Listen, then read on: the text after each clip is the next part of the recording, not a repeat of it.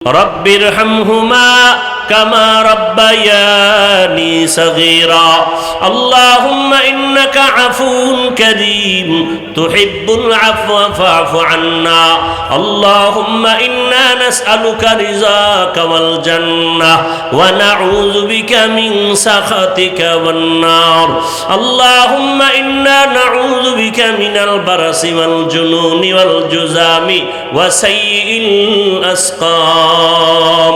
ও দয়ার মালিক, গুনাহের বোঝা নিয়ে আপনার দরওয়াজায় হাত তুলেছি, মেহেরবানি করে আমাদের জীবনের সব গুনাহগুলো মাফ করে দেন। ওলামায়ে কেরাম, মুরব্বী, হাজী সাহেব, কত যুবক, কত ছাত্র, পর্দার আড়ালের মা বোনেরা, ব্যবসায়ী, চাকরিজীবী, আয় আল্লাহ সবাইকে আপনি মাফ করে দেন, গুনাহমুক্ত জীবন দান করেন, সুন্নাতওয়ালা জিন্দেগি দান করেন।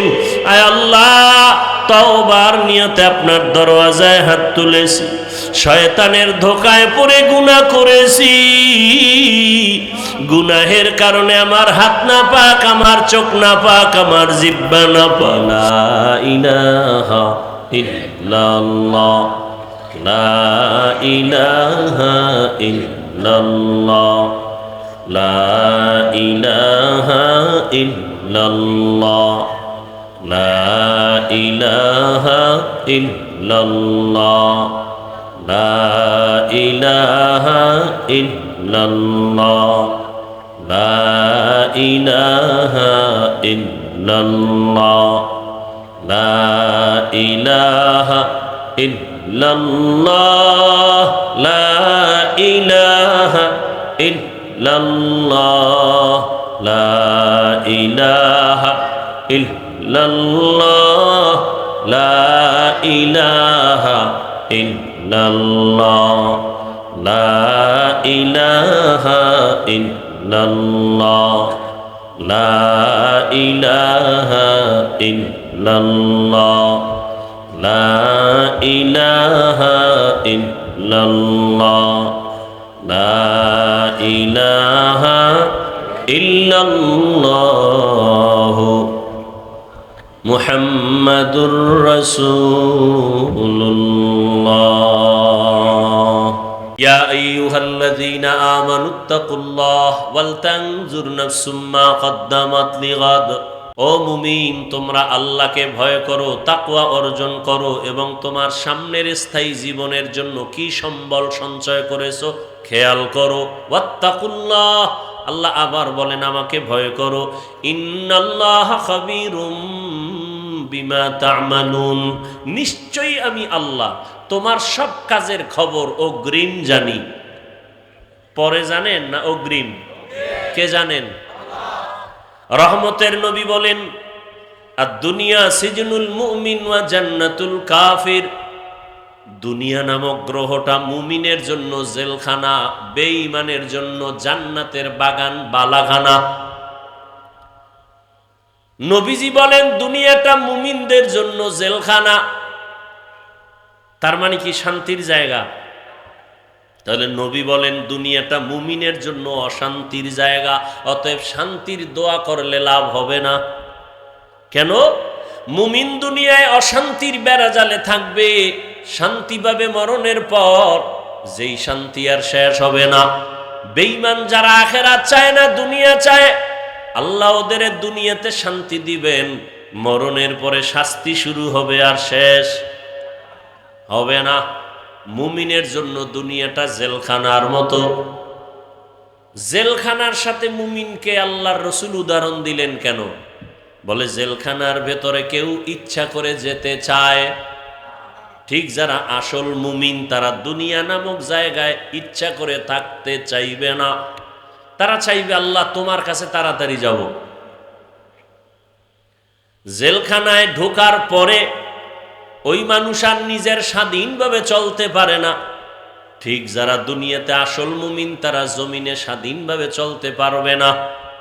জেলখানায় থাকা আসামির মনে চাইলে ক্ষুধা লাগছে খানা খাইতে পারবে না, পারবে? মনে চাইলেই পাও দিয়ে যে কোনো জায়গায় যেতেও পারবে না। যারা আল্লাহর প্রিয় আশিক এরা দুনিয়া নামক জায়গায় থাকিয়া খানা পাইলেই খাইতে পারবে না। আসল মুমিন খানা পাওয়ার আগে চিন্তা করবে খানাটা আমার জন্য হালাল নাকি হারাম। আর সান্দাবাজার ধান্দাবাজেরা চিন্তা করবে না, এরা বলবে দেও দেও, সুদ বুঝি না, ঘুষ বুঝি না, লাভ আছে দেও। দেখেন না এলাকায় কিছু কুলাঙ্গার আছে, কুলাঙ্গার। দোয়া করতেছি, দোয়া। এলাকায় কিছু কি আছে, যদি কোনো গরিব গিয়া কয় কানে কানে আমার ৫,০০০ টাকা দেন, আমি খুব অভাবে আছি, কোরবানির ঈদের সময় আমাকে দেন না, বাচ্চা নিয়ে অন্তত একটা মুরগি কিনিয়ে কোনো রকম একটু বাচ্চাদের আনন্দ দেই। বড় লোকের কাছে গিয়েছে পর নাই নাই নাই নাই টাকা নাই, কি নাই। অন্য কানে গিয়া কয় সুদে দিবেন নি, সুদে ১ লাখ দিব, ১ লাখ। কয় লাখ? কথাটা বানায় বলছি। এরকম কুলাঙ্গারে সমাজে আছে না নাই? ওরা মানুষ না কুলাঙ্গার? ওই বিষয় বয়ান করমু। আবার কইব কুলাঙ্গার বললাম কেন? ওরে আল্লাহ তো তোরে কইছে যে তুই রেডি থাক, তোর সাথে আমি আল্লাহ যুদ্ধ করব। এবার বুঝেন তো আল্লাহ কতটা রাগ তার সাথে। আল্লাহ নিজে যুদ্ধ করবেন, কতটা রাগ। আল্লাহ পাক ২ দল মানুষের সাথে নিজে যুদ্ধের ওয়াদা দিছেন, আমি এবং আমার রসুল সহ যুদ্ধ করব ২ দল নাফরমানের সাথে। এক দলের কথা আছে কোরআনে, আর এক দলের কথা আছে বুখারী শরীফে। কোরআনে যেই দলের নাম আছে এরা সুদখোর, কি খোর? আর বুখারী শরীফে যাদের কথা আছে এরা ওলিয়া উলিয়ার দুশ্মন। আছে না আমাদের সমাজে বলে আমরা ওলিয়া উলিয়া মানি না। আল্লাহ কয় রেডি থাক, আমি আল্লাহ যুদ্ধ করব তোর সাথে। এই জন্য আমি সারা বাংলাদেশে চিৎকার করে বলি, যারা ওলিয়া উলিয়া মানে না, ওরা কোরআন মানে না, বুখারী মানে না, ওরা ভণ্ড। ওদের যারা ভণ্ড বলে না তারাও ভণ্ড।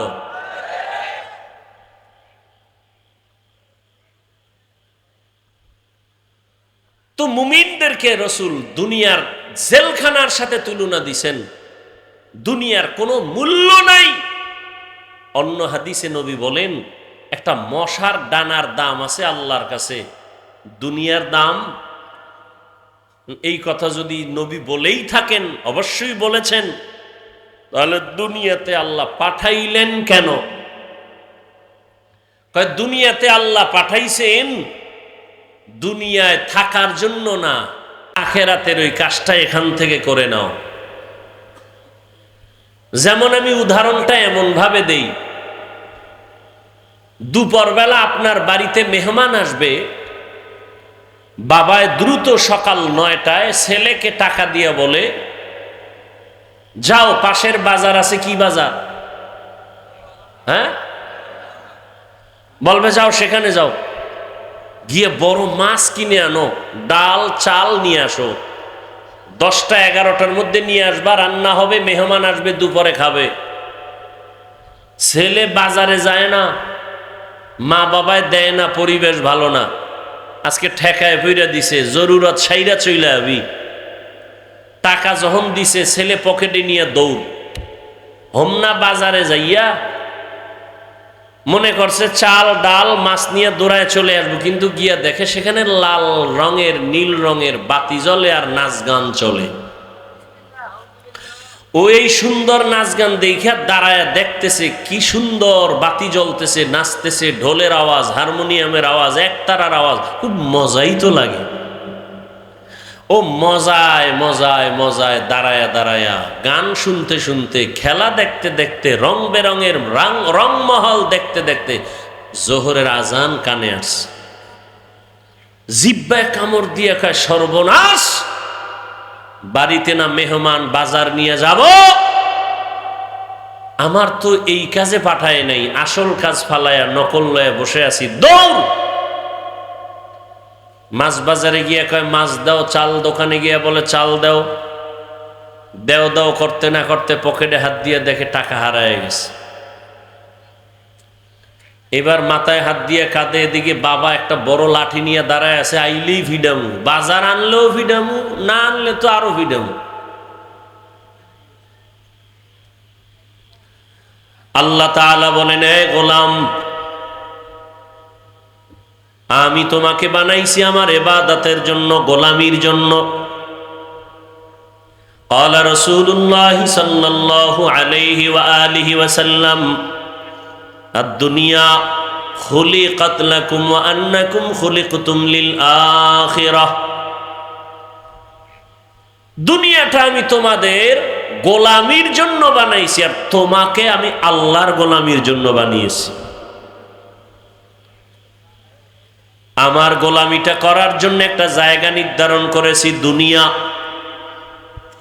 দুনিয়ায় যাইয়া আমার গোলামি করার পর দ্রুত তুমি আবার আমার বাড়ি আসো, থাকার জন্য না, তোমার আসল বাড়ি জান্নাত। দুনিয়া তোমার শুধু জরুরত সারবা, জরুরতটা সারা হয়ে গেলে চলে আসবা। এই জন্যই তো পৃথিবী নামক গ্রহটা আল্লাহ বানাইয়া প্রথম একটা ঘর বানাইছেন, বাইতুল্লাহ।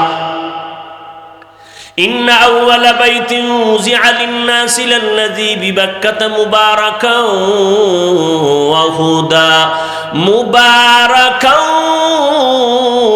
وهدى للعالمين।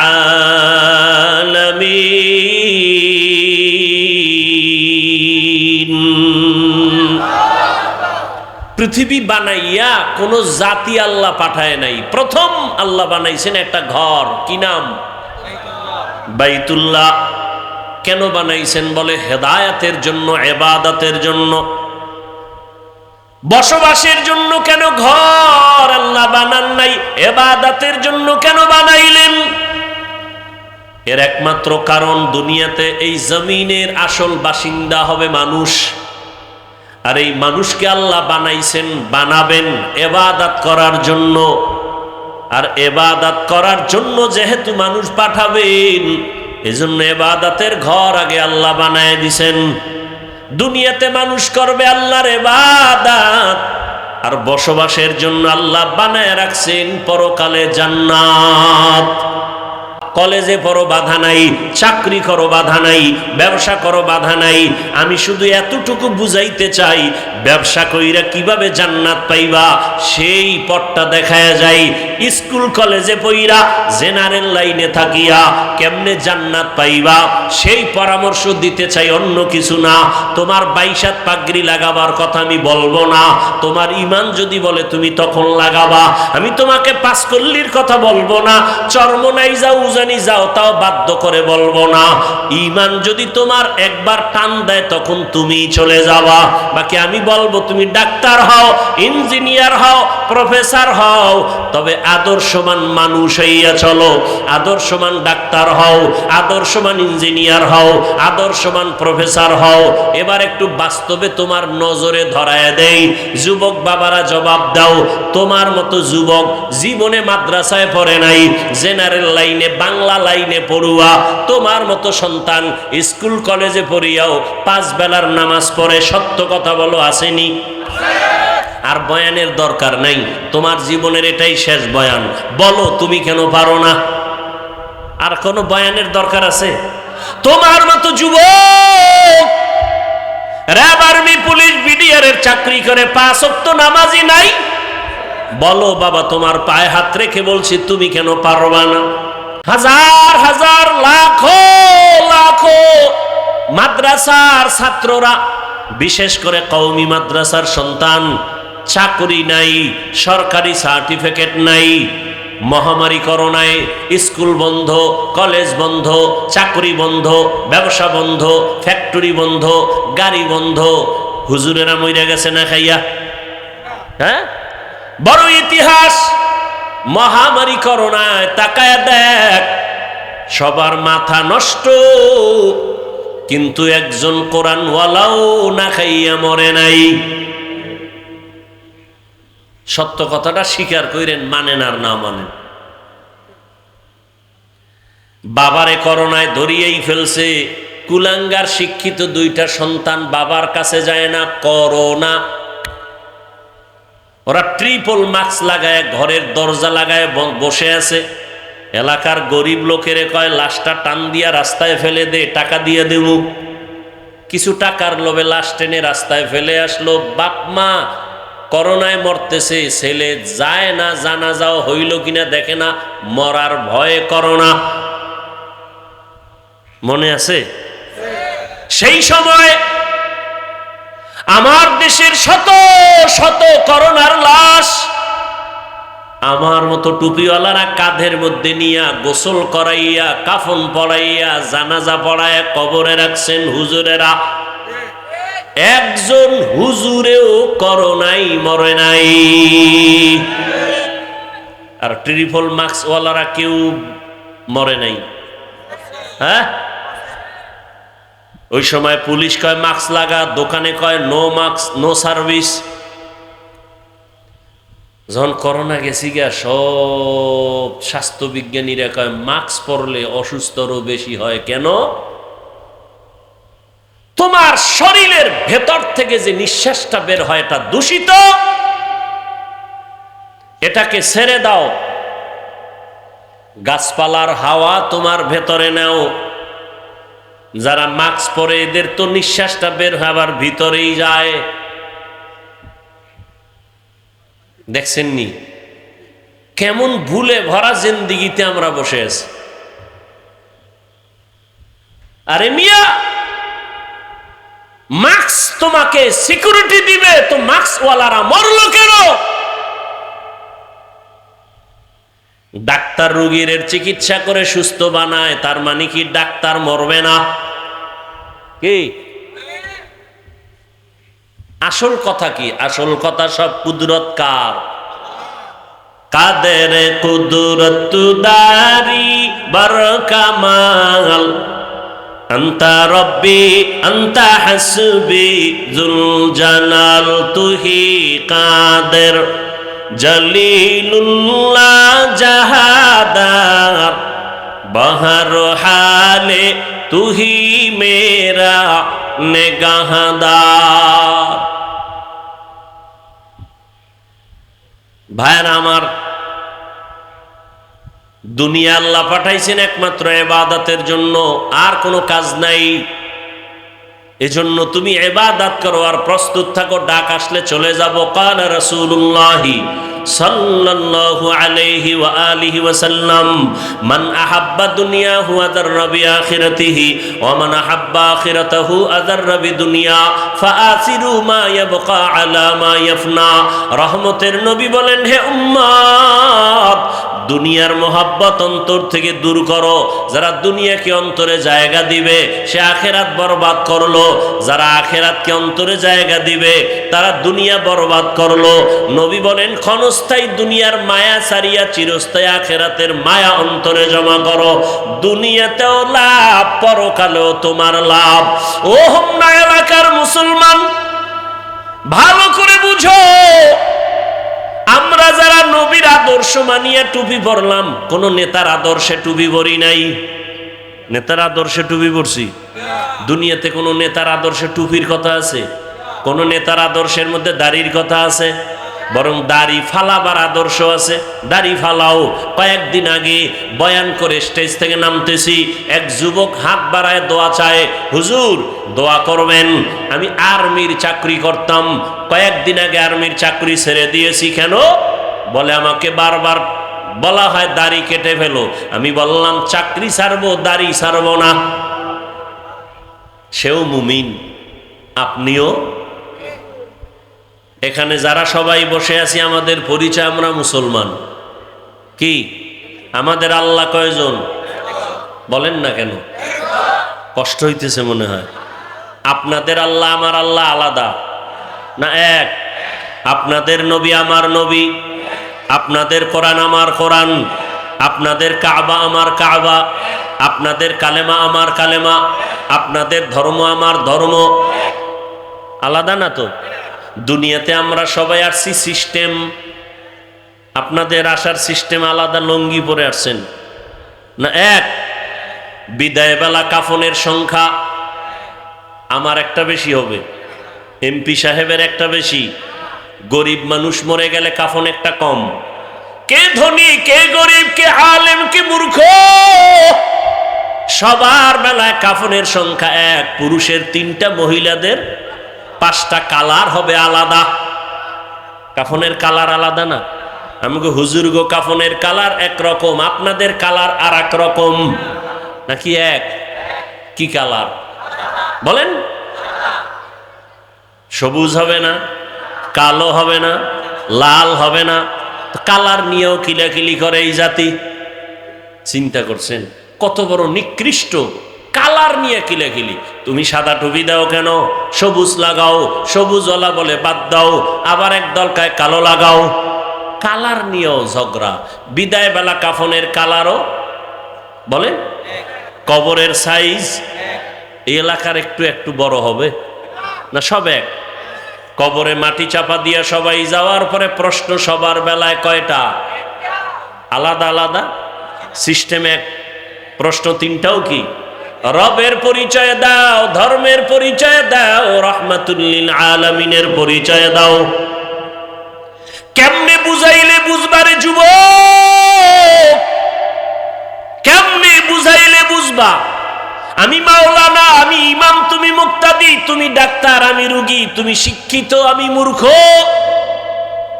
ভেদাভেদ যাই করো না কেন, তোমার আমার আল্লাহ এক, নবী এক, কোরআন এক, কাবা এক, ধর্ম এক, কালেমা এক, আশা এক, বিদায় বেলা এক, কাফন এক, কালার, কবরের সাইজও এক, ভেতরের প্রশ্ন এক। তোমাকে বয়ান করা লাগবে কেন? বয়ান তো তাদের করবো যারা আল্লাহ চিনে না, নবী চিনে না, কোরআন বুঝে না। তোমাকে বয়ান করবো কেন? কিন্তু দুঃখ, বয়ান তো চলছে, দিন নাই রাত নাই, রৌদ্র নাই বৃষ্টি নাই, সকাল নাই বিকাল নাই, সারা রাত বয়ান। আমি একা না, হাজার হাজার আলেম ওলামাদের বয়ান, জুমার দিন খতিব সাহেবদের বয়ান, তাবলিগওয়ালাদের বয়ান, পীর মাশায়েখদের বয়ান। এরপরেও কেন এত ব্যবধান? আমিও মুসলমান, তুমিও মুসলমান, আমি টুপি খুলতে চাই না, লজ্জা। আর তুমি কেমন মুসলমান যে তুমি টুপি দিতে চাও না, লজ্জা। আমি দাড়ি কাটতে গেলে লজ্জা, তুমি কেমন মুসলমান যে দাড়ি রাখতে গেলে লজ্জা পাও? আমি মসজিদে না ঢুকলে লজ্জা পাই, তুমি কেমন মুসলমান যে মসজিদে ঢুকতে গেলে লজ্জা পাও? আমি পর্দা না করলে লজ্জা পাই, তুমি কেমন মুসলমান যে পর্দা করতে গেলে লজ্জা পাও? চাচির সাথে পর্দা, এটা কেমন কথা? চাস্তো বোনের সাথে পর্দা করবে, এটা কেমন কথা? ছোটবেলার থেকেই তো একই ফ্যামিলির মধ্যে বেড়ে উঠছি, একই ক্লাসে লেখাপড়া করেছি, এখন কেন পর্দা? তোমার পর্দা করতে লজ্জা আর আমরা না করলে লজ্জা। তাহলে তোমরা খাঁটি মুসলমান, আমরা মানুষই হতে পারিনি। আল্লাহ হেদায়েত দান করুন। জিন্দেগি মে বন্দগি তু কার নহি, जिंदगी में बंदगी तू कार नहीं, जिंदगी बे बंदगी शर्मिंदा है, जिंदगी बे बंदगी शर्मिंदा है। यहाँ हम सब मुसाफिर, दिल ना लगा, अहले दिल की नजर से रूह करता जा, शाह दौलत सब फकीर गर नेक नहीं, शाह दौलत सब फकीर गर नेक नहीं, जिंदगी में बंदगी तू कार नहीं, जिंदगी में बंदगी शर्मिंदा है, जिंदगी में बंदगी शर्मिंदा है। আমরা যারা নবীর তরিকা মাইনা চলার চেষ্টা করি, চোখের সামনে একটু বলো তো যুবক বাবারা, শিক্ষিত ভাইরা, আমরা অনেক অশান্তিতে আছি। হ্যাঁ, দুনিয়া পুরা ঝামেলায় ভরা, ঘরে ঘরে ঝামেলা, দোকানে ঝামেলা, ব্যবসায় ঝামেলা, রাজনীতির ময়দানে ঝামেলা। এত ঝামেলার মাঝে আল্লাহর কসম, কোরআনওয়ালা নবীর আদর্শওয়ালারা এখনো সবার উপরে সম্মানে আছেন, এখনো আছেন, আজও আছেন। সম্মান দেওয়ার মালিককে চোখের সামনে আমরা আল্লাহর রসুলের আদর্শ মানার কারণে সম্মান কমছে, না খায় মরে গেছি। তা চোখের সামনে দেখে আপনি রসুলের আদর্শ নেন না কেন? ও কালাকান্দির মুসলমান, নবীর আদর্শ নেও না কেন? নবীর থেকে ভালো আদর্শ আর কারো কাছে আসেনি বলো? হ্যাঁ, থাকলে বলো, আমি নবীরটা বাদ দিয়ে তারটা নিব। নবীজির থেকে আরো দামি আদর্শ শেখ মুজিবুর রহমান সাহেবের মধ্যে আছে। যদি কেউ চ্যালেঞ্জ দিয়ে বলতে পারো আমি নবীজিরটা বাদ দিয়া শেখ সাহেবেরটা নিব, ভালো করে বুঝো। কেউ যদি বলতে পারো হাফিজ ভাই নবীজির থেকে আরো সুন্দর আদর্শ আছে জিয়াউর রহমান সাহেবের ভেতরে, আমি নবীরটা বাদ দিয়া জিয়াউর রহমান সাহেবেরটা নিব, পারবা বলতে? ওরে জিয়াউর রহমান কেন, শেখ মুজিব সাহেব কেন, এ জমিনে পৃথিবী জোড়া আদর্শ বিক্রি করেছে আব্রাহাম লিঙ্কন, যে আব্রাহাম লিঙ্কনের গণতন্ত্র নিয়ে মরে দেশের মানুষ। এ জমিনে নতুন আদর্শ বীজ বিক্রি করেছে মাও সেতুন। এ জমিনের মধ্যে মদিনার আদর্শ বাদ দিয়া নতুন আদর্শ বাজারজাত করেছে লেনিন, কালমার্স, প্লেটো। কেউ এ আদর্শ দিয়া জমিনে শান্তি দিতে পারে নাই। এক কথায় জবাব, দুনিয়ার সবার আদর্শগুলো নাপাক, একমাত্র মদিনাওয়ালা নবীর আদর্শই হলো পাক। নবীর আদর্শ পাক, অন্যেরটা কি? বলো বলো। অন্যের আদর্শ নাপাক কেন? কয় মানুষটাই নাপাক। কেন নাপাক? কয় খায় নাপাক, ওর ঘাম দুর্গন্ধ, ওর মেধা, 3 বেলা খাইয়াও মদের বোতল নিয়ে দৌড়ায়। মেধা ঠিক না ভেজাল? এই মদ পান কইরা কেউ জিকির করেনি, লঙ্গি খুইলা বউরে মা কয়া ডাকে। সত্য কথা না বলছি স্বীকার করতে? মদ পান করে যারা নেশাগ্রস্ত, ওরা স্ত্রীর সামনে, সন্তানের সামনে ইজ্জত রাখেনি? রাখে না।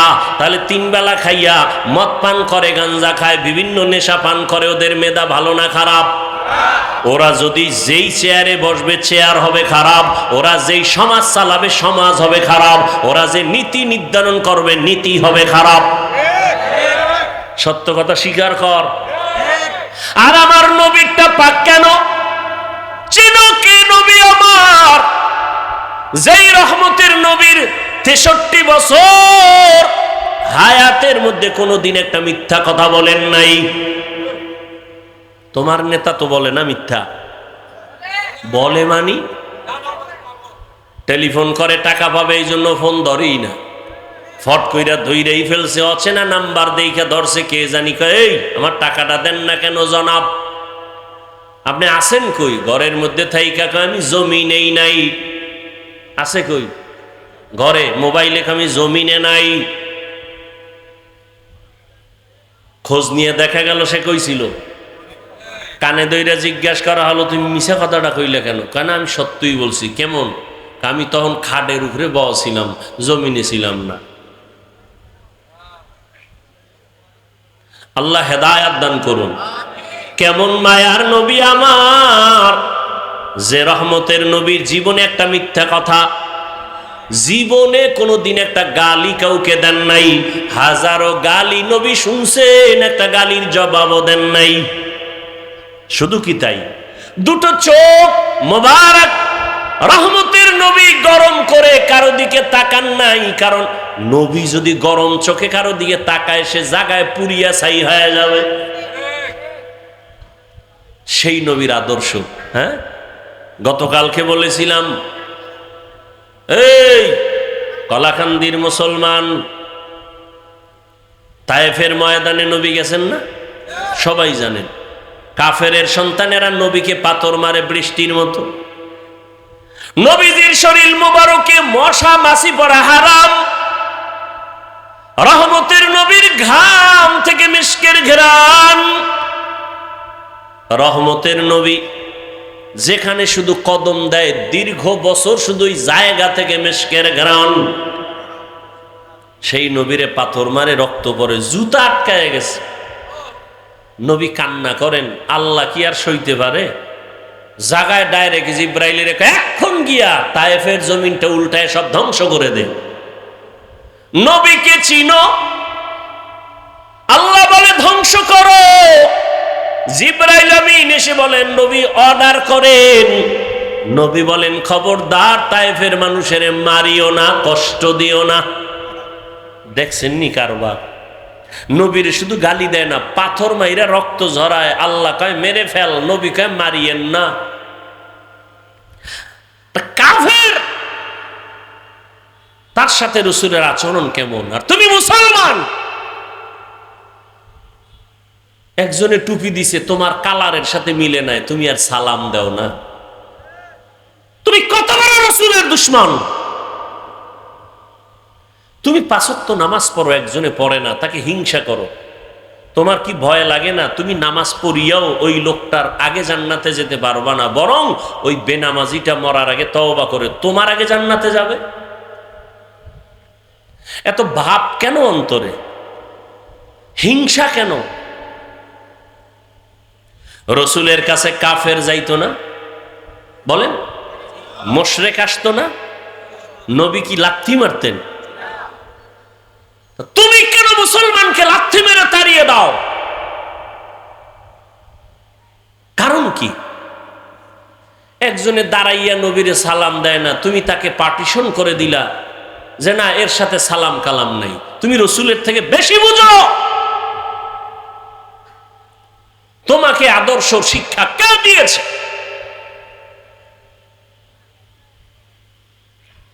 একজনে নামাজ পড়ে না, তুমি তাকে তাড়ায় দিতেছো, কারণ কি? তাড়ায় দিছো কয়দিন, আর ভোর রাত্রে তাহাজ্জুদ পইরা তার জন্য দোয়া করছো কয়দিন? হিসাব দিতে হবে রসুলের দরবারে, রেডি থাকো। মুসলমান ভাইকে তাড়ায় দাও। আর ফিলিস্তিনে মুসলমান পাগলের মতো হয়ে গেছে। কিছুদিন আগে খানা ছিল, এখন কিচ্ছু নেই, পানি নাই, খানা নাই, মাও কাঁদে, বাবা কাঁদে, সন্তান কাঁদে।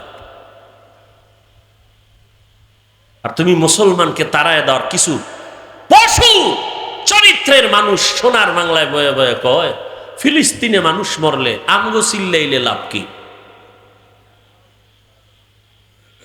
কত বড় কুলাঙ্গার এই সমাজে বসবাস করে, বলে ফিলিস্তিনে মানুষ মরে, আমরা চিল্লাইলে লাভ কি? এরকম নাপাক অন্তরওয়ালা আছে না নাই? আল্লাহ হেদায়েত দান করুন। অথচ রসুল বলছেন পুরা মুসলমান এক দেহের বডির মতো। আল মুমিনুনা কা রাজুলিন ওয়াহিদিন।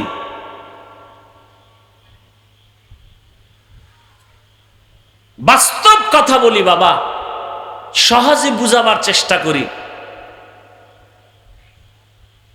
আল্লাহ বলেন আমাকে ভয় করো, পরকাল জীবনের জন্য সম্বল সঞ্চয় করছো কিনা খেয়াল করো। যেই জীবনের পিছনে দৌড়াচ্ছ এ জীবনের কোনো মূল্য নাই,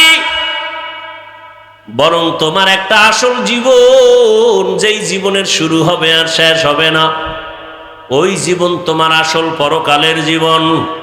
ওই জীবনের জন্য সম্বল সঞ্চয় করছো কিনা হিসাব করো। বিদেশে চাকরি করে একটা ছাদ দিয়ে একটা বাড়ি করছে বিদেশের টাকা দিয়ে, এরকম আছে না? আছে। এখন গরম, সৌদি আরবের মতো গরম আমগো দেশে এসিও লাগাইছে, বেডরুমে এসি লাগাইছে। কেন? বলে ফ্যানের বাতাসে ঠান্ডা হয় না, এসি লাগাও। এসি লাগাইয়া বেডরুমের সব ভেন্টিলেটর গুলো কাগজ দিয়ে আটকাইছে, ছিদ্র সব বন্ধ। কয় কেন? বাহিরের বাতাস ঢুকলে আরামে ঘুমাইতে পারবো না, গরম হাওয়া বন্ধ করতে হবে, বাহির থেকে যেন কিছু ঢুকতে না পারে। যেই রুমটাকে তুমি সাজাইলা এসি দিয়া, ছিদ্রগুলো বন্ধ করলা, ওই ঘরে থাকার গ্যারান্টি কত বছর? বলেন 100 বছর। আহ, মরণ থেকে যতই পালাও মরণ তোমায় নিবে ঘিরি, যদিও সুদূর আকাশ পানে লুকাও সেথায় লাগিয়ে সিঁড়ি। ধরলাম মুহাম্মদের উম্মতের হায়াত, গড় হায়াত হলো 60 থেকে 70-এর মাঝে গড় হায়াত। ধরে নিলাম 70 বছর আপনি বাঁচবেন। 70 বছর একটা ঘরে থাকার জন্য এসি লাগাইলেন, রং লাগাইলেন, মিস্ত্রি দিয়া, আর্কিটেকচার দিয়া, ইঞ্জিনিয়ার দিয়া ডিজাইন করলেন, সুন্দরভাবে সাজাইলেন। 60-70 বছর থাকার ঘর এসি লাগাইয়া সব ছিদ্রগুলো বন্ধ করে দিলেন। কিন্তু আপনি চিন্তা করছেননি মরণের পরে যেই কবরের ঘরে থাকবেন কত শত বছর থাকা লাগবে জানা নাই। ওই কবরের ভেতরে বিভিন্ন ছিদ্র দিয়া সাপ, ওই কবরে যদি গুনাহ দিয়া যাও ওই কবরের মধ্যে ছিদ্র দিয়া আগুন ঢুকবে, জাহান্নামের আগুন। ওই কবরের মধ্যে ফেরেশতা ঢুকবে, অন্ধ ফেরেশতা আঘাত করার জন্য। ওই কবরের ছিদ্রগুলো বন্ধ করছো কিনা হিসাব করো।